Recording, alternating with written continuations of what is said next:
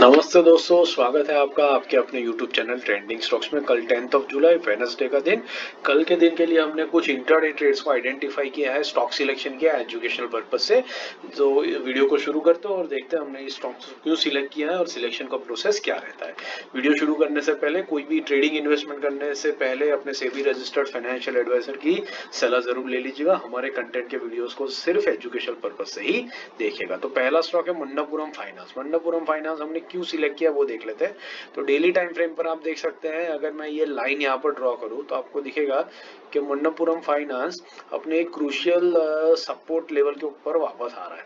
ये इस लेवल पर स्टॉक ने पहले रेजिस्टेंस फेस किया था, यहाँ पर आकर के स्टॉक ने इस रेजिस्टेंस को ब्रेक किया, बहुत बड़ी ग्रीन कैंडल बना करके ह्यूज वॉल्यूम्स के साथ में।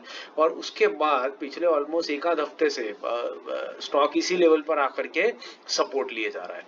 तो जैसे अगर ये सपोर्ट लेकर के स्टॉक यहाँ से बाउंस बैक करेगा तो ये तेजी से ऊपर भागेगा और आपको 1% का टारगेट बढ़िया से दे करके जाएगा।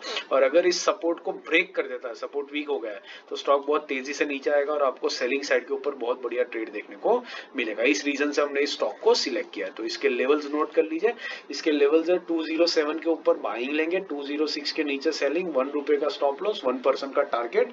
और इसके साथ आप इस स्टॉक को वॉच लिस्ट पे लगा करके स्टडी कर सकते हैं। दूसरा है नेशनल एल्यूमिनियम। नेशनल एल्यूमिनियम हमने क्यों सिलेक्ट किया है, वापस अगेन मैं आपको ये लाइन ड्रॉ करूं यहाँ पर तो आपको दिखेगा कि इस लेवल पर स्टॉक ने पहली बार आकर के रेजिस्टेंस फेस किया, फिर उसके बाद वापस रेजिस्टेंस फेस किया, फिर उसके बाद नीचे गया, कंसोलिडेट किया।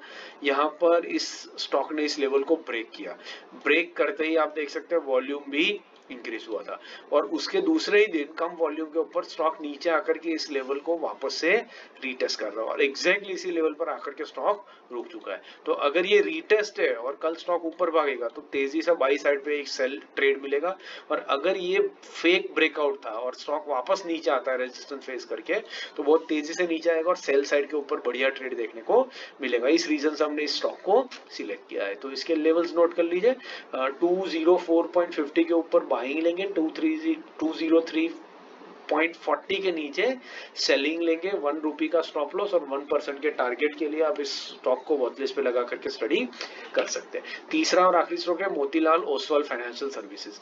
ये स्टॉक हमने स्विंग ट्रेडिंग के लिए भी लिया है आज के दिन में, और सेम स्टॉक में आपको इंट्राडे के लिए भी दे रहा हूं क्योंकि ये स्टॉक दोनों तरीके की मूवमेंट आपको दिखा सकता है। देखिए ये ट्रेंडिंग स्टॉक रहा है और ट्रेंडिंग स्टॉक होने के बावजूद ये अभी क्या कर रहा है, पिछले काफी टाइम से इस लेवल के ऊपर बार बार आ रहा है। यहाँ पर देखिए एक बार रेजिस्टेंस लेकर के स्टॉक ने हल्का कंसोलिडेशन किया और फिर ब्रेकआउट दे दिया। ब्रेकआउट देने के बाद में इस लेवल को एक बार, दो बार और फिर अब तीसरी बार आकर के यहाँ पर स्टॉक इसको रीटेस्ट कर रहा है, सपोर्ट ले रहा है। सपोर्ट ले लेकर के स्टॉक ऊपर की तरफ भागता है बट वापस इस लेवल पर आ जाता है। ये तीसरी बार स्टॉक यहाँ पर आया है और अगर यहाँ पर से कल फिर ये सपोर्ट लेकर के बाउंस बैक करता है तो तेजी से ऊपर भागेगा।